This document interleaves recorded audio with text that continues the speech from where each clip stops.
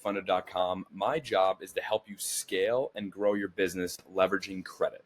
Now, one of the most popular people that we deal with, that we work with, are real estate investors and specifically Airbnb investors. So I wanted to make this video quick just to sort of break down all the applicable things that you can use for business funding on your Airbnb or real estate portfolio. Because at the end of the day, credit has a very, very big impact on your portfolio, but a lot of times people don't really see the importance of it until it's too late. So stick with me. I'm going to run through this 5-step drop of how business credit can be applied to your Airbnb or real estate portfolio.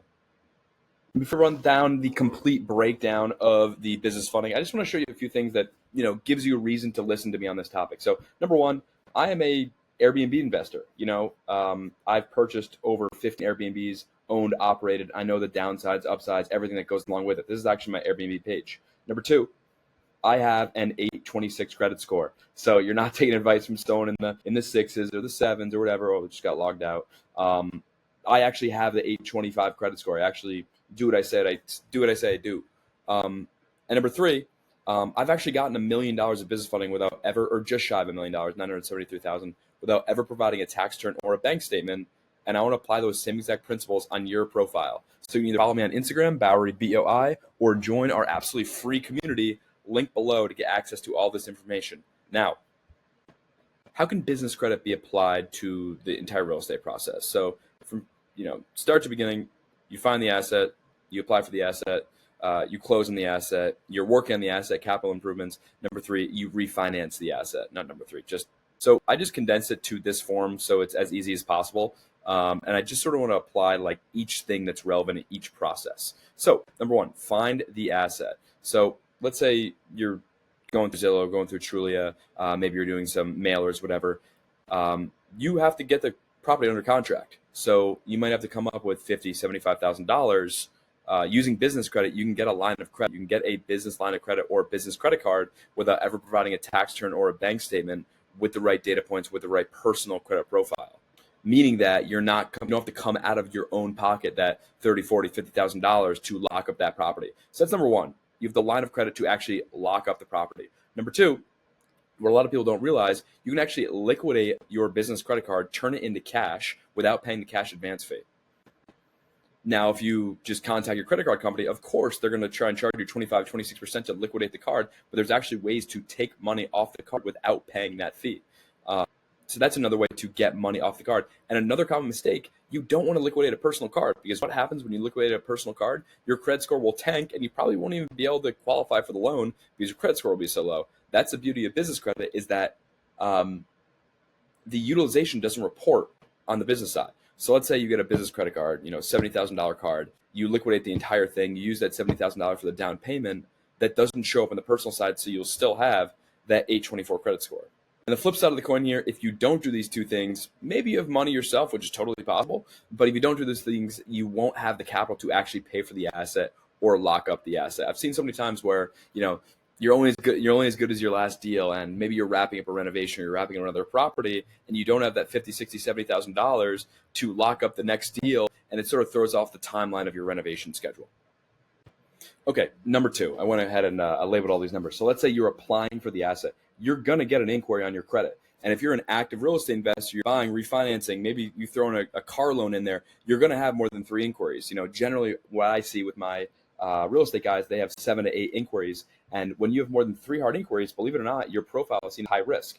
And what really makes the hair stand up on my real estate investors' back of their neck is, for every 10 points of credit scores lower, on average, you'll pay an extra $30,000 in interest over the course of your loan.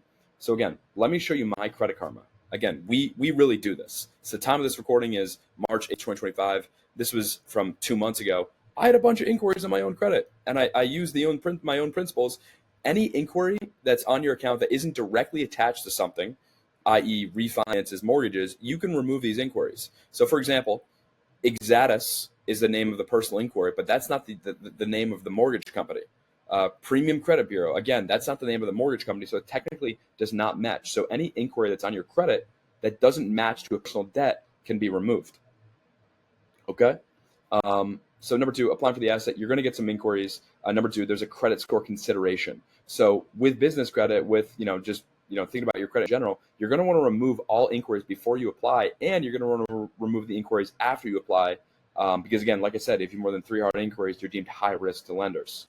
So what this does is, if you do a bunch of inquiries, you're going to get a higher interest rate. Like I said, $30,000 for every 10 points your credit score is lower. So let's say it's 20 points. That's $60,000 over the course of your loan, just 20 points. And then again, after you apply, you're going to have that lingering inquiry. We can easily remove that, or you can pay someone else, whatever. I just want you to educate you to know it's possible. Number 3, closing on the asset, closing on the property.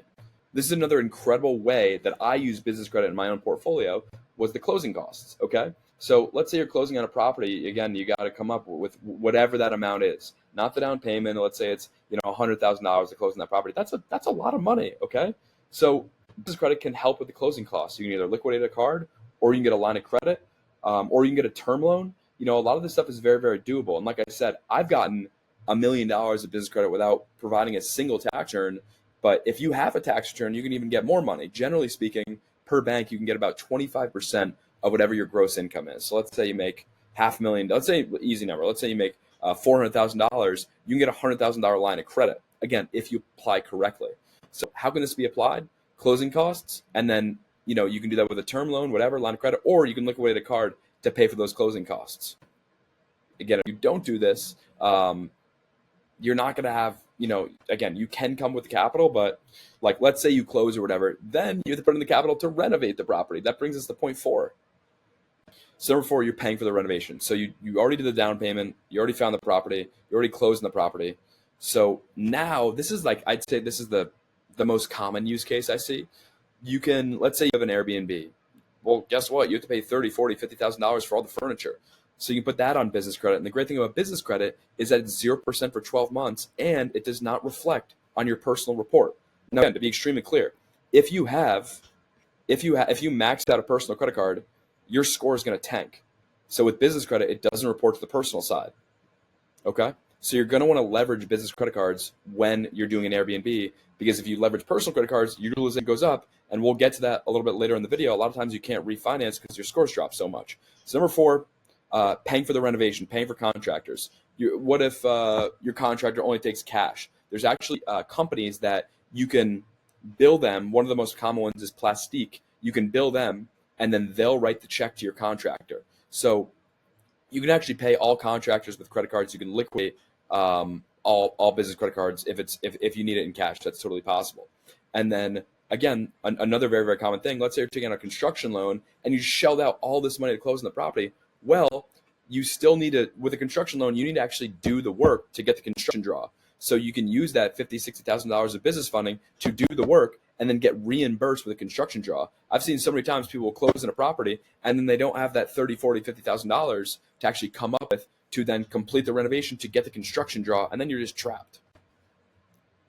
Oh, and just like another thing here, guys, is that if you're taking a construction loan, again, at date of this recording, that's 12, 13, 14% money, in addition to points, in addition to fees, in addition to, inspection costs. You could renovate the entire property with just business funding, so you don't have to take a construction loan. And again, it's non-collateralized, and that's 0% into money. It's way cheaper than that 13, 14, 15% money. So let's say, okay, you found the asset, you applied the asset, you closed on the asset, you're now working on the asset. Now, number 5, you have to refinance the assets. This is 6 months later. You put in all the money. It's cash flowing. It's great. Blah, blah, blah. That's the goal. The Burr method. Okay, so now you have to refinance the property. Again, there's going to be a credit score consideration. So you're not going to want to have any of those previous inquiries on your credit because, again, you'll get a higher interest rate.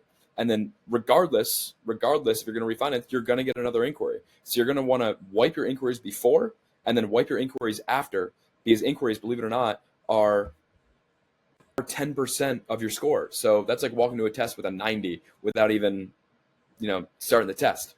So again, like I said, another very, very common mistake I unfortunately see people make is that they will renovate on a personal credit card. And again, this is a business venture, so you want to use business credit. They'll renovate it with a personal credit card.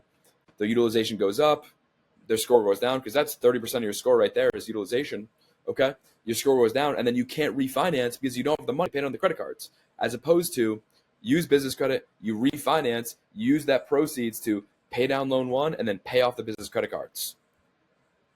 And again, like what renovation has ever been done like on time or within budget? Maybe you're watching this, oh, you do it all the time. You're better man than I.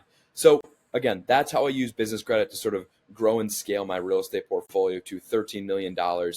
Starting off with, 50, 75, $100,000 business credit card approvals, applying it to these assets, finishing the renovation, paying the cards back, doing it again. At the same time, building a relationship with these banks as a person who pays off their debt.